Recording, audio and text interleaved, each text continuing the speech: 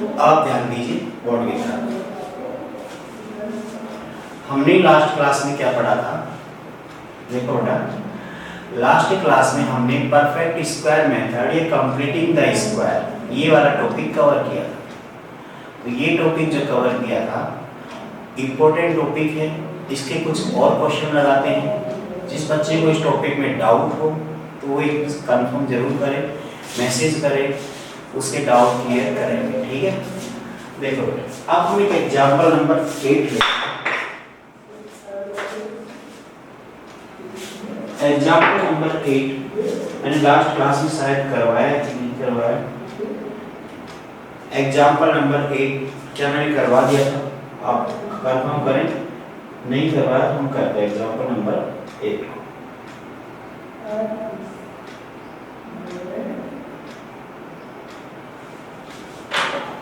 Example number 8 नहीं हुआ, अक्षिता है, थैंक यू बेटा रिप्लाई करने के लिए। अब देखो एग्जाम्पल नंबर 8 जो है हमारे पास वो क्या है, हम परफेक्ट स्क्वायर मेथड पे ही आगे बढ़ रहे हैं। परफेक्ट स्क्वायर मेथड को अच्छे से करेंगे एक बार, ताकि आपको समझ में आ जाए कि इससे रिलेटेड क्वेश्चन एग्जाम में बहुत बार पूछे जाते हैं। तो बेटा इसमें दे रखा है find the roots of the equation 5x square minus 6x minus 2 equals to 0। तो जो इक्वेशन आपको दे रखी है वो है 5x square minus 6x minus 2 equals to 0। तो हमें इस इक्वेशन के रूट्स फाइंड करने हैं by the method of completing the square. हमें इसमें मेथड कौन सा यूज करना है, कंप्लीटिंग द स्क्वायर। तो हमें completing the square method use करना है। ध्यान देना मेथड जो हमने कल एक्सप्लेन किया था उसमें जो स्टेप्स हमने यूज की थी वही स्टेप सेम टू सेम यहाँ यूज करेंगे।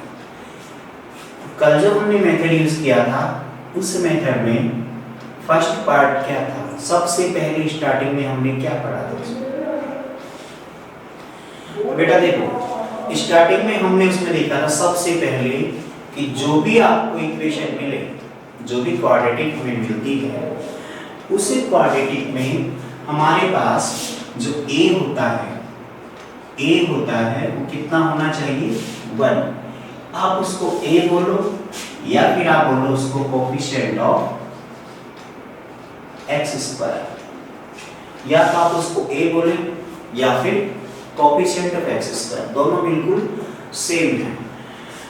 तो देखो अब हम इसमें देखते हैं हमारे पास ये इक्वेशन बन जाएगी।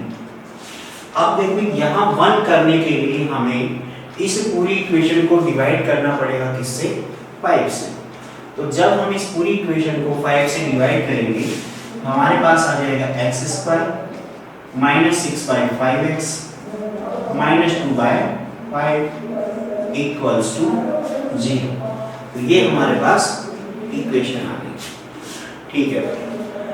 अब इतना करने के बाद में हमें क्या करना है, सबसे पहली स्टेप यही है कि सबसे पहले आप a को 1 करो। a अगर 1 है ऑलरेडी तो उसको छोड़ दो, आगे अगली स्टेप में चले जाओ। और अगर a की वैल्यू 1 नहीं है तो आप वहां से यहाँ जो भी लिखा है x स्क्वायर के साथ में उस नंबर से पूरी इक्वेशन को डिवाइड करो, ताकि वहां से वो नंबर हट जाए और 1 आ जाए, ठीक है। यहाँ तक आ गए हम। इसके बाद मैंने बताया था कि कुछ d टाइप का फाइंड करते हैं। d मतलब हम ऐसे ही जनरली मान लिया हमने कि जो टर्म फाइंड करेंगे उसको हम d से रिप्रेजेंट करें। ऐसा नहीं कि d फिक्स हो गया, d ही मानना है आपको, कुछ भी मान लो आपका जो मन करे, लेकिन ये टर्म फिक्स रहेगा कि ये टर्म कैसे निकालेंगे। यहाँ क्या आएगा, d फिक्स रहेगा। और यहाँ क्या आता है, इस बच्चे को डाउट हैंड रेज कर दिया जाए, मैं देख लूंगा स्क्रीन पे। देखो बेटा आगे बढ़ते हैं। हमें इसमें डिफाइन करना होता है, d क्या होता है वो समझते हैं, वही तो इम्पोर्टेंट है इस मेथड में। d निकालना आ गया, बाकी पूरी इक्वेशन सॉल्व हो जाएगी। अब d आपके पास होता है हाफ मल्टीप्लाई बाय, मैंने लास्ट क्लास में बताया था d का मतलब half multiply by coefficient of x, half multiply by coefficient of x। x का कोफिशिएंट कहां से लेंगे, लास्ट इक्वेशन जो आपने लिख रखी है यहां से। इसमें जो x का कोफिशिएंट है वो क्या आएगा, x का कोफिशिएंट है आपके पास में ये वाला, x का कोफिशिएंट कौन है 6/5, तो हम लिखेंगे हाफ इंटू 6/5। इतना आगे सही बच्चों को समझ में। अब हम यहां से क्या करेंगे, इसका होल स्क्वायर, d निकालना सीख लो। d कैसे निकालते हैं हम, हाफ लिखेंगे, हाफ लिखने के बाद लास्ट इक्वेशन में जो x का कोफिशिएंट है उसको मल्टीप्लाई करेंगे हाफ से, फिर जो आएगा कंप्लीट नंबर उसका होल स्क्वायर कर देंगे। यही होता है हमारे पास d। इस पे मत चले जाना, तभी आप यहाँ 6 को यूज कर लो, 6 को नहीं, यहाँ से a हटाने के बाद जो इक्वेशन आएगी उसमें से लेना है x का कोफिशिएंट। इतना आगे सभी बच्चों को। इसके बाद क्या आएगा, देखो हमने क्या सीखा था कि यहाँ से d निकालने के बाद आपने जो इक्वेशन मॉडिफाई की थी,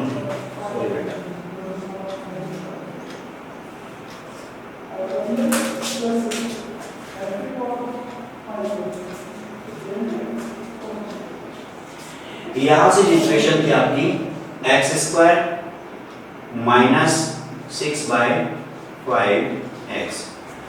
d निकालने के बाद d का यूज कहाँ करना है ये देखो ध्यान से। d हमने फाइंड किया, d का यूज हम करेंगे उस इक्वेशन में x तक सारे टर्म ऐसे कैसे लिखेंगे, फिर हम प्लस d करेंगे और d क्या आएगा आपका, यहाँ देख रहे हैं, यहाँ से कैंसिल हुआ 3 और d आ गया आपका 3/5 होल स्क्वायर। d क्या आ गया आपके पास में 3/5 होल स्क्वायर। तो यहाँ से हम d को ऐड करेंगे, तो 3/5 का होल स्क्वायर एक बार ऐड करेंगे और एक बार सबट्रैक्ट करेंगे, यहाँ तक कर देंगे। इसके बाद इस इक्वेशन में आपने यहाँ तक तो पहले ही लिख लिया था, आगे वाला जो पार्ट बच गया -2/5 वो भी लिख लो, -2/5 = 0। यहाँ तक आपको कोई प्रॉब्लम नहीं होगी।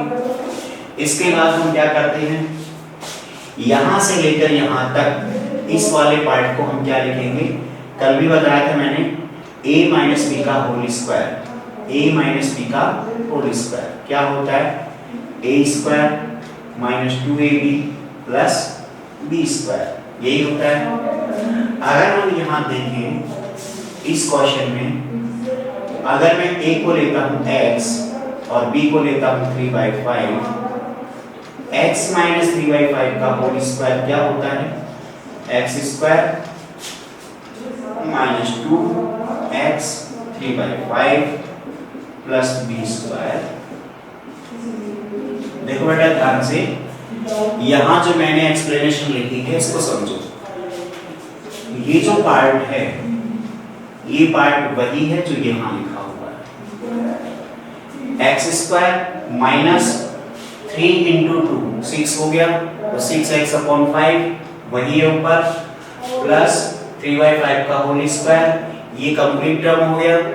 इस पूरे टर्म को हम लिख सकते हैं ये वाला हिस्सा। तो जब हम उस इक्वेशन को वापस लिखेंगे तो फर्स्ट वाले पार्ट की जगह हम लिख देंगे x - 3/5 का होल स्क्वायर। आगे जो बचा हुआ पार्ट है वैसे कैसे, -9/25 - 2/5 = 0। अब हम क्या करेंगे, यहाँ से जो वेरिएबल वाला पार्ट है x वाला, उसको ऐसे कैसे और बाकी पार्ट को दूसरी तरफ भेजते हैं। x - 3/5 होल स्क्वायर = यहाँ से ये पार्ट क्या आएगा कि जो वेरिएबल वाला पार्ट वो इधर रख लेंगे, बाकी पूरा पार्ट उधर चला जाएगा। तो जब ये पार्ट उधर जाएगा तो 9/25 + 2/5। अब देखो कैलकुलेशन बहुत शानदार आती है आप लोगों को, तुरंत कर दोगे। बताओ ये कैलकुलेट करने में कितना आएगा, आपकी तो फिंगरप्रिंट पे है, तुरंत बता दोगे। देखो कैसे करते हैं, आपका मेथड फास्ट है, मेरा स्लो है। एक बार मैं बता देता हूँ, अच्छा लगे तो उससे कर लेना, बाकी आपको आते ही ऑलरेडी। हम इसको 5 से मल्टीप्लाई कर लें, इसको भी 5 से मल्टीप्लाई। ऐसा करने से क्या हुआ, नीचे 25 इधर भी और इधर भी, दोनों का जो डिनोमिनेटर था वो सेम हो गया। अब न्यूमरेटर में डायरेक्ट ऑपरेशन लगा देंगे, 9 + 10 19, तो हमारे पास क्या आ गए 19/25, ये किसकी वैल्यू है 19/25 इसकी वैल्यू है। इसके आगे थोड़ा सा पार्ट और बचा है, आपने अगर नोट कर लिया हो तो बता दो, आगे इसको रफ कर देते हैं, अदरवाइज इसको फटाफट नोट कर लो, स्क्रीनशॉट ले लो, आगे बढ़ते हैं। ठीक है, देखो ये वाला पार्ट मैं रफ कर दूं इधर का। हमें x की वैल्यू फाइंड करनी है। x की वैल्यू कैसे फाइंड करेंगे, ये देखो x - 3/5 होल स्क्वायर की वैल्यू आ गई आपके पास 19/25। हमें x की वैल्यू निकालनी है, और x की वैल्यू कैसे निकालेंगे, हम स्क्वायर को हटाएंगे, सामने वाले पार्ट पे स्क्वायर रूट लगा देंगे, बाहर लग जाएगा प्लस माइनस। ठीक है, देखो यहाँ से x - 3/5 स्क्वायर मैंने हटा दिया, स्क्वायर हटाया तो प्लस माइनस लगा दिया, और रूट में आ गया 19/25। रूट में कोई नंबर हो और वो नंबर अगर परफेक्ट स्क्वायर हो तो हम वहां से उसको लिख सकते हैं, रूट से बाहर निकाल सकते हैं। अभी इस वाले केस में जो यहाँ लिखा हुआ है 19/25, इसमें परफेक्ट स्क्वायर कौन है 25 है, तो हम ये लिख सकते हैं इसको प्लस माइनस √19/5। 25 का स्क्वायर रूट हो गया 5। बेटा जी इसमें आगे बढ़ते हैं, देखो यहां से हमें x की वैल्यू निकालनी होती है, ये x - 3/5। देखो बेटा यहाँ से x की वैल्यू क्या आएगी -3/5 उधर जाएगा, तो ये बन गया 3/5 प्लस का, यहाँ से आ गया प्लस माइनस √19/5, ये आ गया। यहाँ से आप x की दो वैल्यू निकाल लेंगे, एक प्लस में और एक माइनस में। जल्दी से इसको नोट कर लो, हम आगे बढ़ते हैं अगले क्वेश्चन की तरफ। Next example number 9।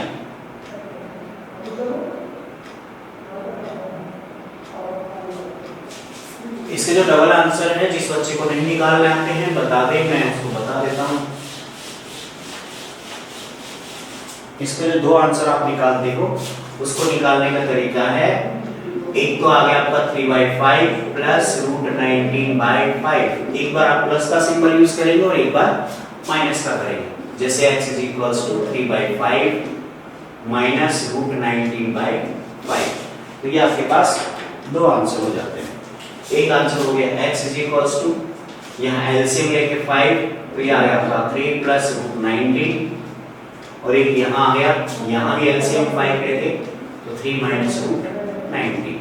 ये आपके दो आंसर हो जाते हैं x की वैल्यू में। ठीक है बेटा, अब हम आगे बढ़ते हैं एग्जांपल नंबर 9 की तरफ। किसी बच्चे को कोई प्रॉब्लम हो तो अगले क्वेश्चन में ध्यान से देखें, क्योंकि हर क्वेश्चन में हम सेम मेथड यूज कर रहे हैं। तो कैलकुलेशन अगर आप छोड़ के मेथड में किसी को प्रॉब्लम हो तो आप वापस देखिए दोबारा से अगले क्वेश्चन, सेम मेथड हम रिपीट कर रहे हैं। देखो एग्जांपल नंबर 9 क्या है, find the roots of 4x² + 3x + 5 = 0। Example number 9 है आपका 4x² + 3x + 5 = 0। हमें इसके रूट फाइंड करने हैं, और रूट फाइंड करने हैं, हमें इसके रूट फाइंड करने कंप्लीटिंग द स्क्वायर मेथड्स।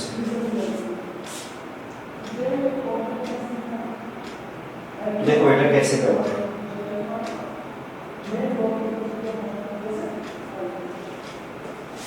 ध्यान दो, अच्छे से समझना ना, बढ़िया क्वेश्चन है, सेम मेथड है, वापस रिपीट करेंगे पूरा, परफेक्ट स्क्वायर मेथड या फिर कंप्लीटिंग स्क्वायर मेथड, दोनों एक ही नाम। देखो सबसे पहले हमें ये हटाना होता है, x² के साथ में जो लिखा है वो हटाना होता है। हटाने का मतलब क्या है कि यहाँ से जो x² के साथ में जो नंबर लिखा है उस नंबर से हम पूरी इक्वेशन को डिवाइड करते हैं। x² के साथ में जैसे लिखा है 4 लिखा है, तो हम 4 से एक बार डिवाइड करते हैं, इसको 4 से डिवाइड करेंगे तो क्या आएगा, ये आएगा आपके पास में x² plus 3/4 x plus 5/4 equals to 0। ये हमारे पास एक इक्वेशन आ गई। आगे इतना समझ में सही बच्चों को? ठीक है। इसके बाद ये जो इक्वेशन आ गई, इसके बाद हम क्या निकालते हैं? डी निकालते हैं। डी हमने नाम दिया है, अपनी मर्जी से रखा है, आप जो भी नाम दे इसको वो रख सकते हैं। कंफ्यूज नाम कि डी क्यों लिखा है। देखो बेटा, डी इक्वल्स टू क्या होगा? डी मैंने बताया था half into coefficient of x। x का कोफिशिएंट कौन है यहाँ पे? 3/4 और उसका स्क्वायर। यहाँ कोई पार्ट कैंसिल नहीं होता, तो ये 3/8 और इसका स्क्वायर। तो यहाँ से हमने क्या निकाल लिया? डी निकाल। डी निकालने के बाद हम इसमें आगे बढ़ते हैं। ये जो इक्वेशन है हम इसी को वापस लिखते हैं। डी निकालने के बाद जो इक्वेशन लिखते हैं ये क्या आएगी? x² plus 3/4 x। अब जो डी वाला पार्ट है वो डी वाला पार्ट हम कैसे लिखते हैं? x वाले पार्ट तक कैसे फिर डी वाले पार्ट को एक बार ऐड करते हैं और एक बार सबट्रैक्ट करते हैं। ऐड करेंगे तो आपके पास आ गया 3/8 का होल स्क्वायर, सबट्रैक्ट करेंगे तो 3/8 का होल स्क्वायर, और फिर लास्ट में जो पार्ट बचा हुआ है वो 5/4। ये वाला पार्ट ऐसे कैसे इक्वल टू क्या है? 0। अब हम यहां तक पहुंच गए। फिर इसके बाद में यहां से लेकर यहां तक जो पार्ट है, फिर हम इसमें वही या तो a माइनस बी का होल स्क्वायर लगेगा या a प्लस बी का होल स्क्वायर लगेगा। दोनों में से कौन सा लगेगा? देखो, ये तो आपका a स्क्वायर वाला पार्ट होता है, ये b स्क्वायर वाला पार्ट होता है, और 2ab का पार्ट आता है बीच में। जैसे मैं लिखूं यहाँ से a स्क्वायर, ये पार्ट हो गया b स्क्वायर और ये है 2ab। तो अब ध्यान देना कि ये a प्लस बी का होल स्क्वायर बनेगा या a माइनस बी का होल स्क्वायर। ये कहां से कंफर्म करेंगे हम? ये कंफर्म होगा 2ab के साइन से। 2ab के पास अगर प्लस का साइन है तो a प्लस बी का होल स्क्वायर बनेगा, और अगर 2ab के पास माइनस का साइन है तो a माइनस बी का होल स्क्वायर बनेगा। यहाँ देखो प्लस का साइन है, इसका मतलब a प्लस बी का होल स्क्वायर बन गया। a और b कहाँ से लेंगे? ये a स्क्वायर वाले पार्ट से a आ जाएगा, b स्क्वायर वाले पार्ट से b आ जाएगा। आगे इतना सारे बच्चों को। इसके बाद में हम इसमें देखते हैं माइनस ये पार्ट कितना आ गया था? 9/64 प्लस 5/4 इक्वल टू 0। इसको हम इधर ही रखते हैं। x plus 3/8 whole square equal to के बाद क्या आएगा? यहाँ पे 9/64 उधर जाएगा तो प्लस का हो गया 9/64, फिर आ गया माइनस 5/4। इतना सही बच्चों को आ गया होगा। अब हम कैलकुलेट करते हैं। कैलकुलेट जब हम करेंगे तो देखो मैं वही मेथड यूज कर रहा हूँ, क्योंकि मुझे पता है कि यहाँ डायरेक्ट इसका डिनोमिनेटर पार्ट इक्वल हो रहा है। यहाँ 4 है, यहाँ 64 है। अगर मैं 16 से मल्टीप्लाई कर दूं तो हो गया हमारे हिसाब से। इसको 16 से मल्टीप्लाई किया, इसको भी 16 से कर दिया, तो यहाँ क्या आएगा? ये आ गया आपका 9 - 80 अपॉन में 64, और ये क्या आ गया? 9 - 80 इट मींस -71/64 x प्लस 3/8 का होल स्क्वायर। जब आप स्क्वायर हटाएंगे यहाँ से, इसको हटाएंगे तो यहाँ लग जाएगा स्क्वायर रूट और प्लस माइनस इतना आया सब बच्चों को। स्क्वायर को जब हटाएंगे यहाँ प्लस माइनस लगा के रूट लग जाएगा। अब इसमें इंपॉर्टेंट चीज क्या है कि हमारे पास जो रिजल्ट आया वो आ गया x plus 3/8 equals to plus minus root of -71/64। अब बेटा इसमें समझने का क्या है कि ध्यान दो, x की जो वैल्यू फाइंड करोगे आप वो -3/8 प्लस माइनस रूट -71/64 ऐसा कुछ है। 64 को हटा के हम ये भी लिख सकते हैं कि 17 है वो तो रह जाएगा रूट में, 64 का आ जाएगा 8। अब यहाँ एक छोटी सी प्रॉब्लम है, वो समझते हैं क्या है। देखो बेटा, x की जो वैल्यू ली है आपने उसमें कुछ रूट वाला पार्ट आ गया, और जो रूट वाला पार्ट आता है तो रूट में हमेशा ही पॉजिटिव नंबर आएगा। रूट में हमेशा क्या आना चाहिए? Positive number. अगर हम किसी वैल्यू को रियल वैल्यू बोलते हैं या रियल नंबर बोलते हैं, उस नंबर में रूट के अंदर आपके पास हमेशा पॉजिटिव नंबर आना चाहिए। ये चीज ध्यान रखना। अगर रूट के अंदर नेगेटिव नंबर आता है, अगर रूट के अंदर नेगेटिव नंबर आता है, उस केस में वो नंबर हमेशा क्या होगा? Imaginary number. इमेजिनरी नंबर मतलब होता है काल्पनिक संख्या, जिसको हम केवल इमेजिन कर सकते हैं और लिख नहीं सकते। इमेजिनरी नंबर का मतलब सिंपल सा है, देखो ध्यान दो। रियल नंबर का मतलब क्या होता है? सारे बच्चे समझो। रियल नंबर मतलब होता है आपके पास भी ऐसा नंबर जिस नंबर को हम नंबर लाइन पे रिप्रेजेंट कर सके। ऐसा नंबर जिस नंबर को हम नंबर लाइन पे रिप्रेजेंट कर सके, वो नंबर होता है रियल नंबर। और ऐसा नंबर जिसको नंबर लाइन पे रिप्रेजेंट ना कर सके, वो नंबर होता है इमेजिनरी नंबर। इतना सही बच्चों कंफर्म है रियल नंबर और इमेजिनरी नंबर में। अभी आपको केवल और केवल इतना याद रखना है कि रूट के अंदर अगर नेगेटिव नंबर आता है तो वो हमारे लिए क्या हो गया? इमेजिनरी नंबर हो गया। अभी जो हम रूट फाइंड करने हैं यहाँ पे, जो x की वैल्यू फाइंड करते हैं, इसमें केवल और केवल रियल नंबर की बातें कर रहे हैं, इमेजिनरी नंबर की नहीं कर रहे। ये जब आप नेक्स्ट क्लास में या बड़ी क्लास में जाते हैं, वहाँ इमेजिनरी नंबर के बारे में पूरा डिटेल से पढ़ते हैं। 10th क्लास तक केवल और केवल आप रियल नंबर तक ही लिमिटेड है। देखो बेटा, यहाँ पे आपके पास में जो ये नंबर लिखा है, ये रूट में आ गया नेगेटिव, तो ये आपके पास में कैसा है? इमेजिनरी नंबर है। तो जब x की वैल्यू निकालोगे तो x की दोनों वैल्यू में, प्लस वाली में और माइनस वाली में, ये नंबर तो आएगा, और ये नंबर आएगा तो हम ये कह सकते हैं कि no real roots of this quadratic equation. इतना सभी को आगे समझ में? जल्दी से इसको नोट कर लो, हम आगे पढ़ते हैं। एक मेथड इंपॉर्टेंट, एक और फॉर्मूला है अच्छा सा, जल्दी से नोट कर लो इसको ना। स्क्रीनशॉट ले लो, हो सके तो बेटर रहेगा।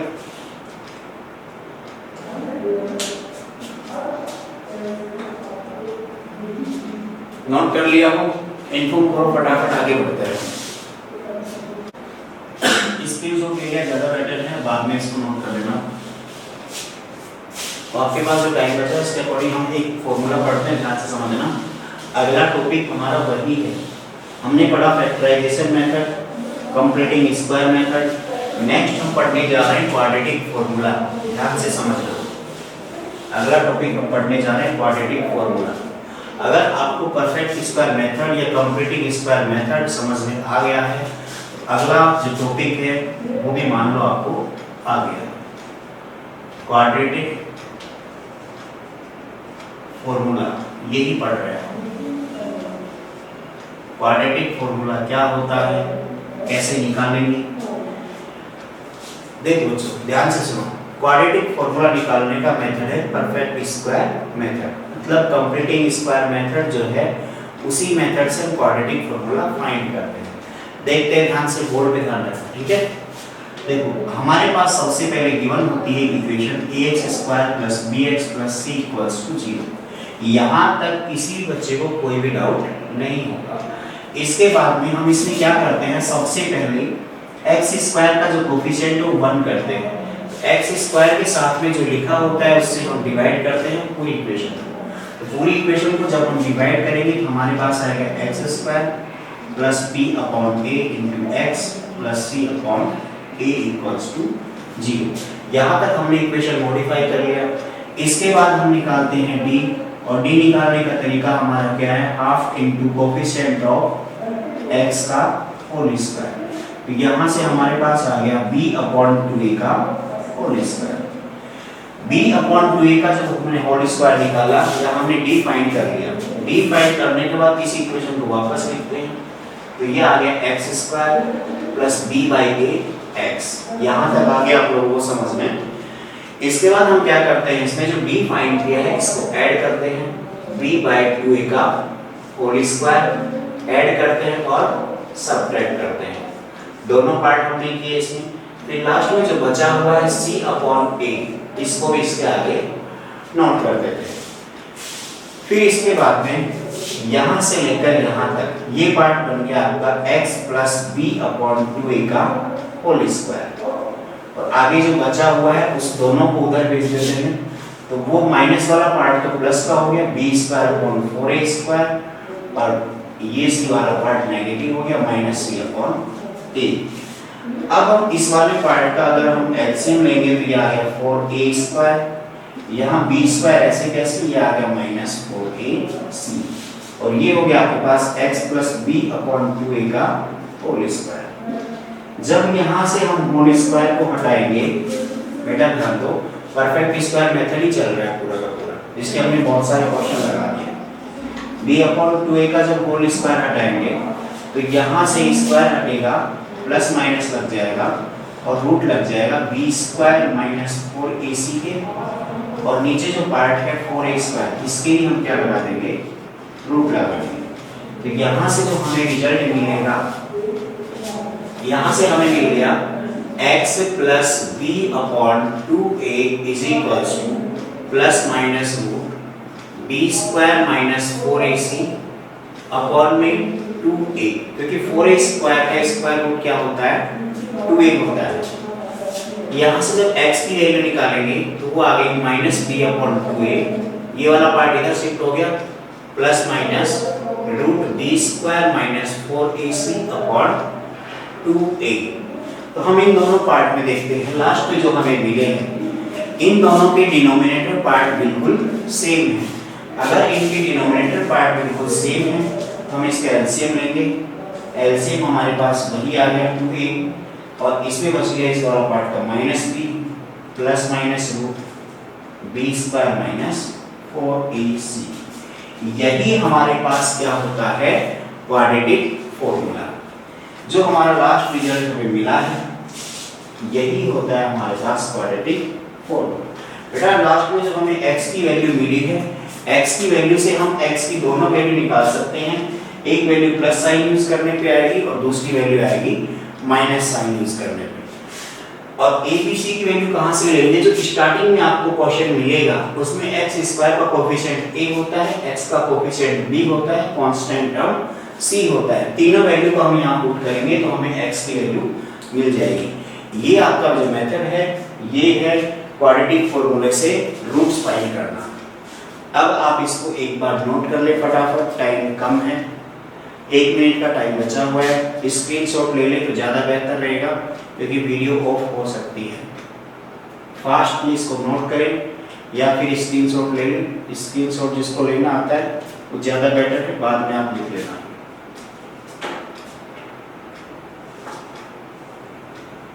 हो सकती है आज की क्लास केवल इतनी थी बच्चों, आप इसको एक बार अच्छे से रिवाइज करके फिर हमारी नेक्स्ट क्लास लेंगे। आज की क्लास केवल इतनी है, वीडियो कभी भी ऑफ हो सकती है।